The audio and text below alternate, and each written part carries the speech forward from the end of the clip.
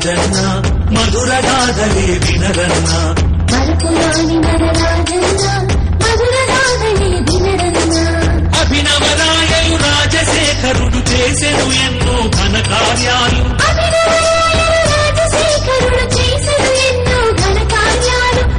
రైతుకి బడుగు మహిళకి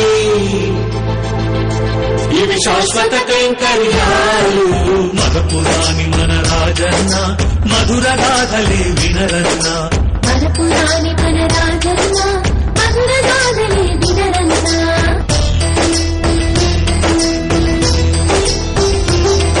అభయహస్తము ఆరోగ్యశ్రీ వైద్యాలు నైవేద్యాలు వృద్ధులకు వికలాంగులకు ఆటపడుచులకు పెన్షన్లు పోలవరం చేవెళ్ల సీమల నింగిదాటు గోదారి గంగలు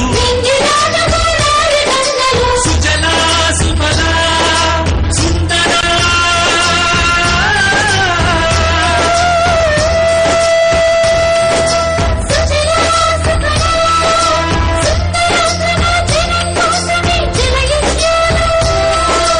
ప్రజల కోసమే ప్రభుత్వమంటూ ప్రగతి రథం నడిపించిన సారథి మరపురాని మన రాజన్న మధుర గాథలే వినరన్న మరపురాని మన రాజన్న మధుర గాథలే వినరన్న మరపురాని మన రాజన్న రాజువయ్యా మహారాజువయ్యా రాజువయ్యా మహారాజువయ్యా అది నేను గర్వంగా చెప్పుకుంటున్నాను. కానీ ఆ భగవంతుడు ఆయన్ని ఆ ముందుగా కనుక ఆ ఒక్క 5-6 నెలలు ముందుగా కనుక ఆ అవకాశం ఇచ్చుంటే, ఈ పథకం పెట్టుంటే నా ఒక్క కుమారుడు బతికేవాడని చెప్పి నేను అనుకుంటున్నాను.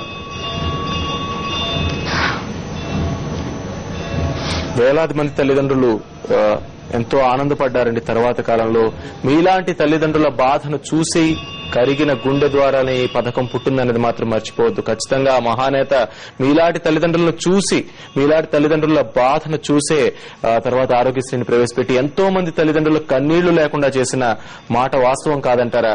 ఆ పథకం ద్వారా ఎంతో మంది తల్లిదండ్రులు, మీలాంటి తల్లిదండ్రులు ఎంతో ఖచ్చితంగా లబ్ధి పొందుంటారంటారా? ఖచ్చితంగా ఉండే ఉంటుందంటారా? ఖచ్చితంగా ఉంటుంటారు సార్. నాది నేను 100% నమ్మకంగా చెప్తున్నాను. నాలాంటి వాళ్ళు అభాగ్యులు ఎంతోమంది ఉంటుంటారు సార్. అది మాత్రం నేను పూర్తిగా నమ్మకంగా చెప్తాను. ఎందుకంటే ఈ పథకం అనేది ఆ భగవంతుడు ఆయనకి ఆదం హవ్వ అనేది పుట్టించాడు. ఏది ఒక ఆడ మగ అనేది పుట్టించాడు. ఇదందరూ మనం జీవితంలో మొత్తం మనం అందరం భాగస్వాములు. ఒక ఎవరికి సంబంధం లేదు, కులమతాలు లేవు, ఎవరికి సంబంధం లేకుండా అందరికీ ఈ పథకాన్ని పెట్టినందుకు అందరికీ ఉపయోగపడుతుంది. కాబట్టి నేను చాలా చాలా ధన్యవాదాలు చెప్పుకున్నాను. ఆయన మళ్లీ ఆయనకు ధన్యవాదాలు. భగవంతుడు ఆయన ఎప్పుడు స్వర్గానికి పంపించి ఆ స్వర్గంలో ఆయనకి ఎప్పుడు మళ్ళీ అట్లానే కంటిన్యూషన్ గా ఆ జీసస్ హవా వాళ్ళందరితో పాటు ఉండాలని చెప్పి నేను మరీ ప్రార్థిస్తున్నాను సార్.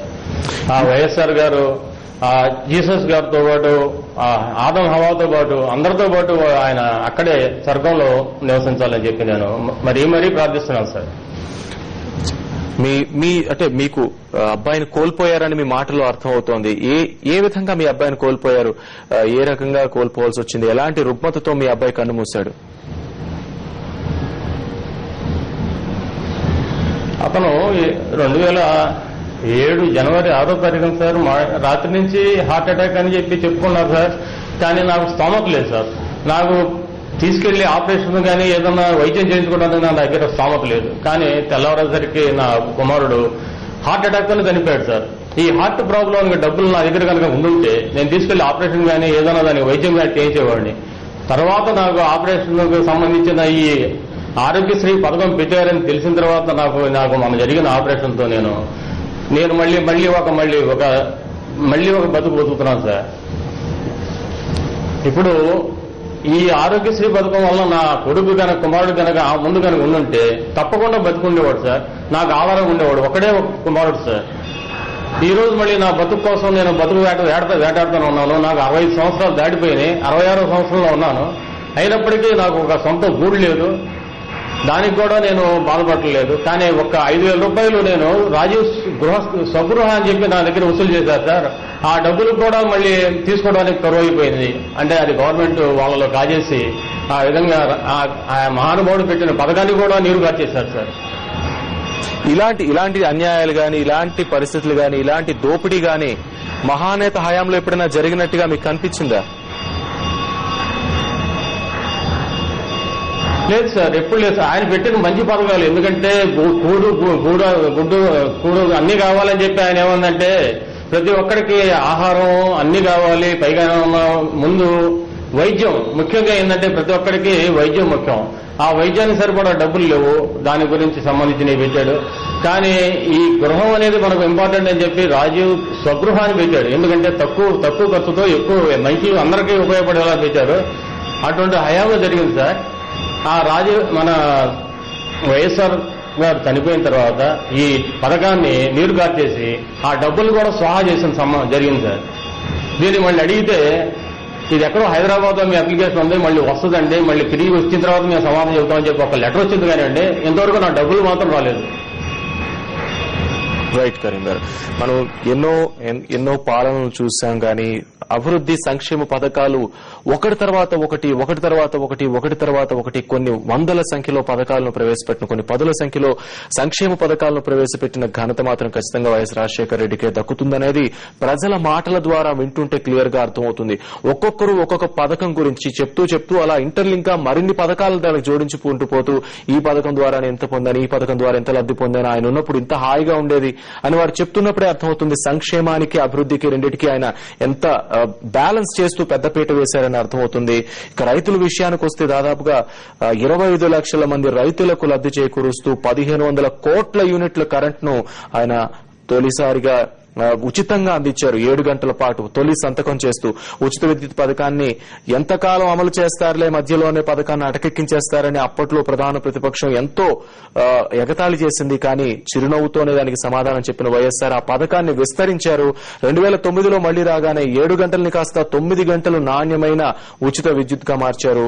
అలాగే రాగానే 1,133 కోట్ల రూపాయలు, అంటే దాదాపుగా 1,200 కోట్ల రూపాయల పాత బాకీలు ఏవైతే విద్యుత్ బాకీలు ఉన్నాయో రైతులు, అవన్నీ కూడా మాఫీ చేశారు. ఇవన్నీ కూడా ఇందాక లింగారెడ్డి మాటల్లో మనం స్పష్టంగా విన్నాం.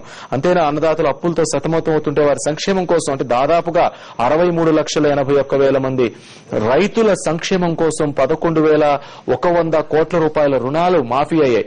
ఇది దేశవ్యాప్తంగా అమలైన పథకం అని అందరూ అంటారు. కానీ మన రాష్ట్రంలోనే అత్యధిక శాతం రుణాలు మాఫీ అయిన పరిస్థితిని మనం చూడొచ్చు. శాతం వైజ్ చూసుకుంటే దాదాపుగా 15% వరకు ఇక్కడే రైతులకు ఆ రుణమాఫీ జరిగింది. అంతేకాదు తర్వాత కొత్త రుణాలు ఇచ్చేటప్పుడు కూడా ఇక్కడి రైతులకే, మన రాష్ట్రంలో రైతులకే, దేశం మొత్తం మీద చూసుకుంటే అన్ని రాష్ట్రాల కన్నా మించి మన రాష్ట్రంలో రైతులకే ఎక్కువగా కొత్త రుణాలను ఇచ్చే ప్రక్రియను కూడా వైఎస్ రాజశేఖర రెడ్డి చేశారు. ఈ అనుభవాలను మనతో నెవరు వేసుకునేందుకే మనతో పాటు లింగారెడ్డి గారు లైవ్ లో అందుబాటులో ఉన్నారు. మన ప్రస్తుతం వైఎస్ఆర్ ఘాట్ వద్ద నుంచి లైవ్ లో చూస్తున్నాం. వైఎస్ఆర్ కుటుంబ సభ్యులు, ఆయన అభిమానులు అంతా కూడా వైఎస్ఆర్ ఘాట్ వద్ద చేరుకుని ఆయన నివాళులర్పిస్తున్నారు.